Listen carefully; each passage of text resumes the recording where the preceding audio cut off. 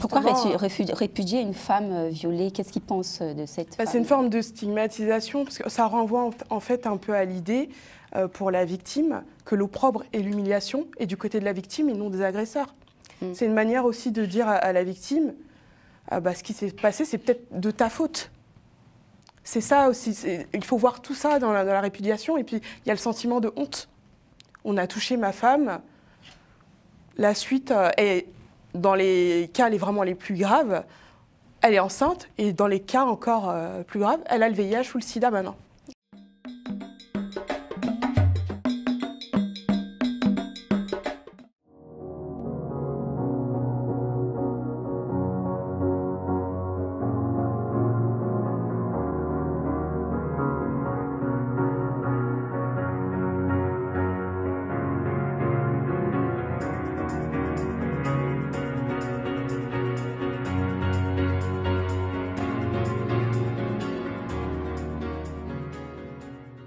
Bonjour à tous, bienvenue sur Global Africa Télé Sud et 3 en Afrique. Le viol comme arme de guerre dans l'est de la RDC, un défi humanitaire et judiciaire urgent, mesdames, messieurs.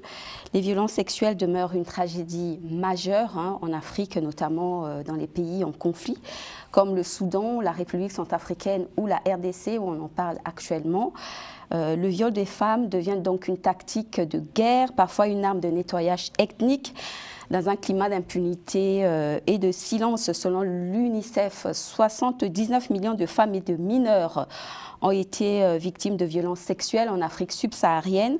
En RDC, à Goma, le CICR, donc le Comité international de la Croix-Rouge, donne le nombre de violences sexuelles qui a augmenté de 90% par rapport à 2023, passant de 7 500 incidents à environ 15 000 cette année, dont des viols collectifs, donc des chiffres alarmants. Mesdames, Messieurs, donc quel suivi, quel recours pour les femmes dans l'Est, dans l'RDC? L'urgence est donc à une mobilisation internationale pour protéger les populations vulnérables, pour poursuivre les responsables de ces crimes et un soutien adéquat aux survivantes.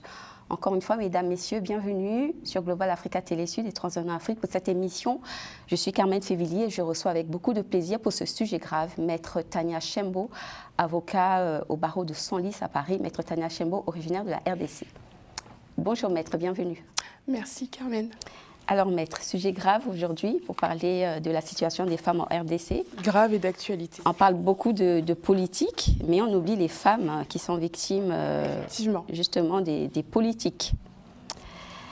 On va commencer, Maître Chembo, par le contexte justement. On va parler d'abord du contexte et de l'ampleur du phénomène. Ensuite, je vous poserai des questions au sujet de la prise en charge des victimes. Oui. Quel est l'accompagnement de ces femmes violées? Également, nous parlerons du rôle de l'État et de la communauté internationale, puisqu'il est urgent de faire quelque chose pour ces femmes-là. Et enfin, si on a le temps, on parlera des témoignages et des perspectives d'avenir, et ensuite, sur le plan général de la sensibilisation et des changements de mentalité, notamment en RDC, où vous êtes, d'où vous venez, Maître Chembo. Effectivement. Alors, encore une fois, Maître Chembo, bienvenue. Merci. Dans quel contexte et quelle ampleur du phénomène? D'abord, qu'est-ce que le viol, arme de guerre? Alors le viol à arme de guerre, en fait, en réalité, ça regroupe le viol, mais également toutes les violences sexuelles. Donc vous allez avoir les agressions sexuelles, l'esclavage sexuel, la prostitution forcée. Donc c'est tout un ensemble qui va être utilisé dans un contexte de conflit armé ou de guerre. Ou de guerre, conflit armé ou de guerre. Dans le cas de la RDC, donc quelle est l'ampleur de ce recours au viol? Et pourquoi? En 2019, on avait chiffré à peu près 200 000 personnes victimes de violences sexuelles et 250 000 victimes de viol. D'accord. Donc ce chiffre a augmenté. Ce chiffre a augmenté, comme je l'ai dit. Ce chiffre a augmenté malheureusement. À 15 000 cette année. Oui. Selon le CICR. Et ce sont des chiffres vraiment approximatifs, puisque je pense qu'au fur et à mesure de notre échange, vous allez vous rendre compte que les victimes ne se signalent pas instinctivement. Oui, instinctivement. Voilà. Donc ce chiffre, il est vraiment minoré. Et souvent, il y a des non-dits. Il y a des non-dits. Il y a des non-dits. Donc c'est une arme de guerre. Une arme de guerre. Pourquoi une arme de guerre? Parce que lorsque vous êtes victime de violences sexuelles, lorsque vous êtes victime de viol, l'idée de la personne qui commet ce crime, c'est de détruire l'individu et de le terroriser. Donc quand une personne arrive dans tout un village et viole publiquement toutes les filles du village, c'est un traumatisme. Quand vous avez des soldats qui arrivent dans une maison et qui voient qu'il y a une femme et une fillette et qui violent la femme et la fillette en présence du père de famille, afin de diminuer le père de famille, puisque quand on touche à la femme d'un homme, c'est le diminuer en quelque sorte, c'est de lui enlever sa gloire, comme on dit chez nous. Sa puissance et le minorer. Et, son autorité, son honneur. C'est ça, donc vous avez des conséquences qui sont terribles. Quand on vient, on vous mutile, il y a des mutilations génitales, donc des cas où on a tiré des balles dans les parties intimes, où on a mis des couteaux dans les parties intimes, où on éventre des femmes enceintes. Tout cela, il n'y a pas de plaisir sexuel là-dedans, qu'on se le dise très bien. Il n'y a aucun plaisir sexuel, c'est une arme de guerre pour terroriser et pour déstabiliser et détruire l'individu. D'accord, et donc il y a des impacts sur le soldat qui combat? Des impacts sur le soldat qui combat, j'ai envie de vous dire, aujourd'hui je n'ai même pas envie de penser aux soldats qui combattent, mais plutôt aux victimes. Plutôt aux victimes. Oui, qui sont victimes de ces exactions, de ces comportements. Et les conséquences sont d'ordre physique, psychologique et social. Oui. Physique, je viens de les évoquer, avec, je pourrais ajouter les grossesses non désirées. Parce que lorsque on vous viole et qu'il en ressort que vous êtes enceinte et que vous devez et que vous gardez l'enfant, est-ce que ces femmes arrivent à s'attacher à ces enfants-là? Et quel est l'avenir de ces enfants issus de viols Alors, dans l'est de la RDC, notamment à Goma, ça fait quand même une trentaine d'années que les femmes subissent ça. Oui. Et en cas de grossesse non désirée, comment ont-elles fait pour certaines, est-ce qu'elles ont choisi l'avortement? Est-ce qu'elles ont choisi... Quel a été l'accompagnement dans ce cas-là? Alors, c'est l'un des rares cas où est permis l'avortement. Donc, lorsque il y a les cas de viol, inceste, ou lorsque la femme est déficiente mentalement. Mais dans les faits, l'avortement est très peu pratiqué. L'avortement est très peu pratiqué. Et donc, en général, les femmes, elles gardent leur grossesse Elles gardent non seulement leur grossesse, mais aussi, c'est triste à dire, mais les stigmates du viol qui a été commis. Et puis, il faut élever cet enfant et lui expliquer un peu son histoire. Oui, je présume qu'il y en a plusieurs d'enfants nés dans cette condition. Effectivement. Oui. Alors, on va parler du cadre juridique et de la lutte contre l'impunité, justement, des personnes, des agresseurs. Et donc, Maître, quelle est la législation congolaise par rapport à cela? Alors, on va commencer par la hiérarchie des normes, qui est la Constitution. L'article 15 de la Constitution de 2006, qui indique que les violences sexuelles sont un crime contre l'humanité. C'est un crime contre l'humanité. Oui. Ensuite, vous avez le code pénal qui réprime naturellement le viol et les violences sexuelles de manière générale. Il y a eu une loi modifiant justement, apportant des éléments d'infraction nouvelles afin d'augmenter le quantum des peines, particulièrement en cas de viol et de violences sexuelles. Alors, quelles sont les principales difficultés que les femmes peuvent rencontrer pour porter plainte quand on se trouve dans une zone de conflit? Comme je parle de Goma parce que c'est la plus grande ville dans l'est de la RDC. Vous allez avoir le risque de représailles et de témoignages. Les gens ont peur, très clairement, de témoigner, parce qu'après, il y a des représailles. Mais avant même de pouvoir témoigner et risquer des représailles, il faudrait avoir un accès déjà à la justice, connaître les mécanismes judiciaires de saisine des juridictions Et là, le bas blesse, puisqu'on se rend compte que la plupart de ces femmes n'ont pas d'accès et ne connaissent pas tout simplement comment faire valoir leurs droits et leur qualité de victime. Oui. Et donc, l'accès aux droits, je présume que c'est compliqué dans les zones de conflit? C'est très compliqué dans les zones de conflit parce que les gens se déplacent souvent. Les gens se déplacent souvent. Donc, il faut vraiment aller au contact des victimes, déjà, et voir avec elles comment elles peuvent déjà parler, extérioriser ce dont elles sont victimes et ce qu'elles ont vécu. Et donc, Maître, on présume que l'impunité, on présume que les crimes restent impunis.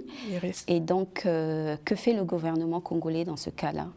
Alors, l'impunité, déjà l'impunité, effectivement, puisqu'il y a une difficulté à identifier les auteurs des crimes et à les présenter devant la justice afin qu'ils soient jugés.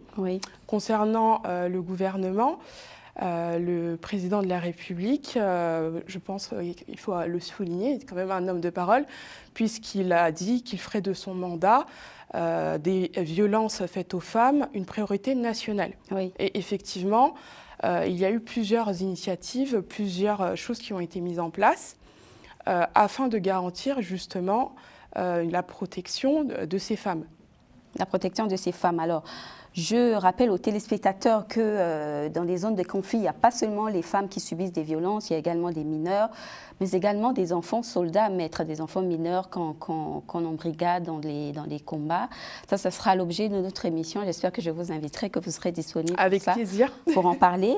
Mais pour l'instant, Maître, puisqu'on parle de mobilisation internationale, on parle de sanctions pénales, quel rôle peut jouer la Cour pénale internationale? Alors, la Cour pénale internationale, ce qu'il faut savoir, c'est une juridiction internationale située à La Haye, aux Pays-Bas. Elle est complémentaire avec les juridictions qui sont présentes en RDC. La difficulté avec la Cour pénale internationale, c'est qu'elle est compétente que pour les crimes commis à compter du 1er juillet 2002. Alors que, comme vous l'aviez très justement précisé, ça fait plus de 30 ans. Ça fait plus de 30 ans, donc c'est 3 décennies de crimes qui ont été commis. Alors, Maître, vous et nous, on était des très petites filles. C'est ça, c'est ça. Oui. Donc ça fait 30 ans, plus de 30 ans. Donc que fait-on de ces personnes entre 1994 et 2002 Que fait-on de ces victimes et surtout de ces auteurs? Comment on les traduit? Là, ça échappe à la Cour pénale internationale.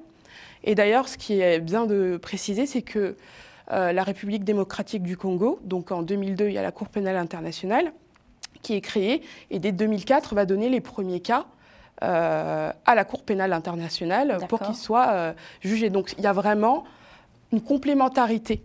Et c'est toujours les mêmes acteurs qui agressent les populations ou c'est de part et d'autre, même l'armée congolaise? Alors, il y a eu des accusations aussi portées contre l'armée congolaise, je ne vous le cache pas. Comme en Centrafrique d'ailleurs. C'est un secret pour personne. Il y a eu des accusations, effectivement. Donc, que ce soit des armées extérieures, dont dernièrement le M23, encouragé par le Rwanda. Encouragé par le Rwanda.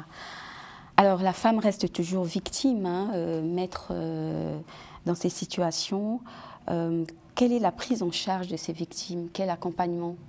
Alors, l'accompagnement, il y a eu une évolution, puisque l'État congolais s'était engagé avec les Nations Unies, ils ont signé un addendum en 2019, à permettre un accès aux victimes à la réparation, mais surtout de créer une loi instaurant un fonds de garantie. Donc ça, c'est fait, c'est effectif. Depuis le mois de décembre 2022, vous avez le FONAREV qui est chargé de la réparation des victimes de violences sexuelles liées au conflit. Donc c'est elle qui va rechercher un peu à identifier les victimes. Mais l'accompagnement, ce n'est pas seulement la réparation. Il y a aussi tout l'aspect psychologique. D'accord. Et ils accompagnent aussi psychologiquement ces femmes à se reconstruire, à se rebâtir. Et il y a vraiment des choses expérimentales qui sont mises en place pour la réparation, pour savoir quelle va être la réparation adéquate pour ces femmes. C'est encore embryonnaire, mais c'est à saluer. C'est à saluer. Maître, actuellement, on assiste à des tentatives de signature d'accords pour des cessez-le-feu. Oui. Que vont devenir ces femmes-là? Il y aura un cessez-le-feu, oui. Mais que vont devenir ces femmes? Est-ce qu'elles auront accès effectivement à tous ces dispositifs que vous venez de présenter? Mais justement, dans le cadre donc, de tout cet élan en faveur des femmes, il y a ce qu'on appelle en RDC la justice transitionnelle, qui est basée sur 4 piliers, donc la vérité, la justice, la réparation et les garanties de non-répétition. De garantie de non-répétition. De non-répétition, parce qu'effectivement, il faut pouvoir garantir à une personne que ce qui lui est arrivé n'arrivera plus jamais. Et ça, c'est le fruit d'un long processus et de réformes, de mise en place institutionnelle. Et justement, dans tout ce cadre-là, vous allez avoir, et je l'espère, le développement, je l'espère, hein, d'une justice spécialisée pour traiter de ces cas, parce que pour le moment, il n'y a pas de justice, il n'y a pas de cour spécialisée pour traiter de ces cas. Et donc, maître, on parle de réparation de la femme sans mentionner le docteur Denis Mukwege, celui qui répare les femmes, prix Nobel de la paix. Est-ce qu'au niveau de la RDC, il y a toujours cette forte implication du professeur, du docteur à Goma? Je pense qu'il a un hôpital. Il avait déjà construit des établissements hospitaliers. Alors, je ne connais pas, je ne sais pas s'il est toujours impliqué sur place, mais dans l'espace international, sa voix, elle porte toujours. Sa voix porte toujours. Oh, oui, oui, sa voix, elle porte toujours. D'ailleurs, il était candidat aux dernières élections, donc oui. Il est très impliqué dans tout ce qui concerne le pays. Et c'est vraiment l'un aussi des personnages phares de la RDC, puisqu'il a fait connaître aussi au monde entier ce qui se passait et des conséquences que pouvait avoir la cruauté dans la commission de ces violences sexuelles envers les femmes et les enfants. C'est lui qui a montré au monde entier ce que les femmes vivaient en RDC, même bien avant, plusieurs années avant. Et donc, y a-t-il suffisamment de structures? Évidemment, on parle du docteur Mukwege. Hormis le docteur Mukwege, est-ce qu'il y a suffisamment de structures d'accueil en RDC, d'accompagnement pour ces femmes?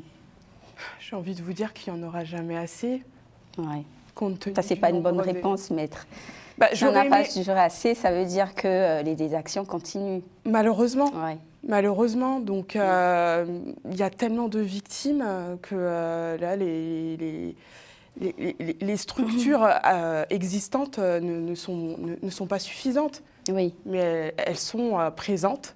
Oui. Mais je pense qu'il y a toujours un élan pour multiplier ces structures et surtout qu'il y ait un accompagnement à la fois psychologique, mais aussi pour se reconstruire, pour permettre à ces femmes peut-être de trouver une petite activité aussi, de permettre à ces femmes de ne plus penser par exemple aux frais de scolarité de leurs enfants, d'aller de l'avant, parce que quand vous êtes victime de violences sexuelles et de viols, vous ne pouvez plus vous projeter dans l'avenir. On vous brise totalement en tant qu'individu. Alors pourquoi en RDC, je sais qu'au Soudan, le viol est utilisé comme une arme pour éradiquer les ethnies. Et pourquoi on pratiquerait cette arme-là en RDC? Alors, faudrait poser la question à ceux qui sont auteurs et qui se rendent coupables de tels crimes. Mais ce que je constate, en tout cas, quand on parle de génocide, le génocide, c'est l'extermination intentionnelle d'un groupe national, ethnique ou religieux. Et ça fait quand même 30 ans. Pensez-vous qu'on parlerait de génocide Moi, j'ai pas peur de dire qu'on est dans le cas de... Peut-être pas pour les femmes particulièrement, mais pour la population congolaise, puisqu'il y a des millions de morts depuis 30 ans. Oui. Et les agresseurs sont connus. Donc pour moi, il y a une stratégie savamment pensée pour déstabiliser le pays. Puisqu'on s'attaque aux femmes, donc on s'attaque aux naissances, forcément. S'attaquer aux femmes, c'est s'attaquer à l'avenir, puisque la femme, c'est celle qui donne la vie. Donc quand vous supprimez, quand vous vous en prenez à une femme, c'est aussi au pays et à l'avenir du pays que vous touchez.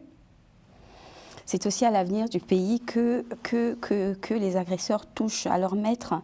Vous nous avez présenté ce que l'État congolais est en train de mettre comme dispositif pour accompagner les victimes. Oui.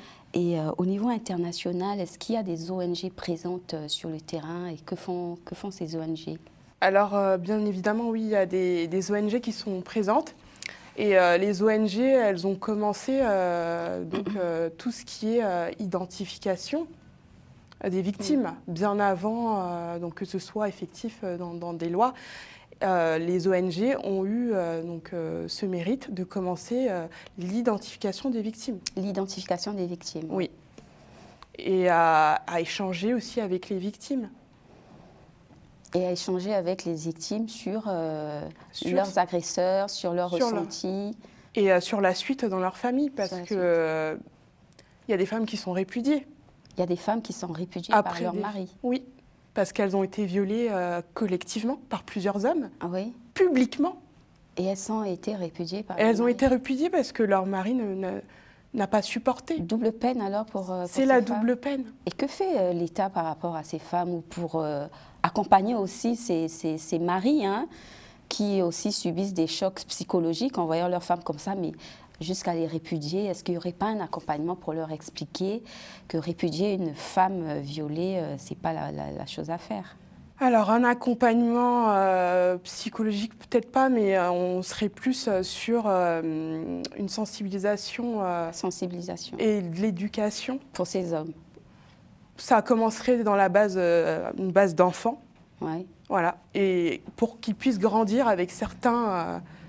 Pourquoi répudier une femme violée? Qu'est-ce qu'ils pensent de cette femme? C'est une forme de stigmatisation, parce que ça renvoie en fait un peu à l'idée pour la victime que l'opprobre et l'humiliation est du côté de la victime et non des agresseurs. C'est une manière aussi de dire à la victime ce qui s'est passé, c'est peut-être de ta faute. C'est ça aussi. Il faut voir tout ça dans la répudiation. Et puis, il y a le sentiment de honte. On a touché ma femme. La suite est... Dans les cas vraiment les plus graves, elle est enceinte et dans les cas encore plus graves, elle a le VIH ou le sida maintenant. Oui. Puisqu'il y a des viols qui sont commis. Et autres maladies sexuellement transmissibles. Oui. Il y a des viols qui sont commis sciemment en vue de transmettre des maladies. En vue de transmettre des maladies, comme une arme. C'est une arme de destruction. Une arme de destruction, je peux dire massive. Oui. Vous êtes d'accord avec ça? Je suis d'accord, oui. Oui. Et donc, Maître, quelle réforme pour accompagner au niveau de la RDC?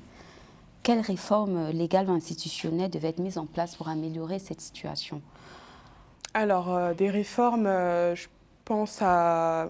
Parce que moi, je suis technicienne du droit. Oui. Je ne fais pas de politique, donc moi, je parle vraiment... En tant que technicienne, en tant que technicienne du droit, je pense qu'une juridiction spécialisée serait vraiment bien.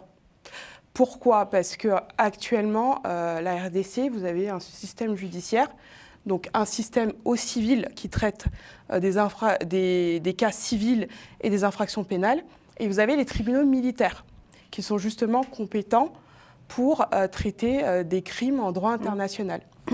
Le problème, c'est que lorsqu'une victime, par exemple, va dire j'ai été victime de viol et c'est un soldat de l'armée régulière qui m'a agressé, on se retrouve dans une situation où le tribunal militaire peut être à la fois juge et partie. Oui. Et ça pose de difficultés parce que vous avez les soldats qui vont, les officiers qui vont en quelque sorte défendre les soldats qui sont sous leur commandement, et vous avez les hauts responsables aussi qui sont aussi préservés. Oui. Donc il faudrait peut-être garantir pour les victimes l'indépendance de la juridiction, mais aussi leur garantir aussi que si elles introduisent un recours, que ça va servir à quelque chose, qu'il n'y aura pas de conflit d'intérêts, qu'il n'y aura pas de parti pris. Et ça passe forcément par la mise en place d'une juridiction que je peux appeler hybride, qui pourrait traiter des cas de crimes de droit international avec des nationaux et avec des personnes étrangères ou de la diaspora, peu importe. Si on veut être sûr qu'il n'y ait pas de barrière de la langue, etc.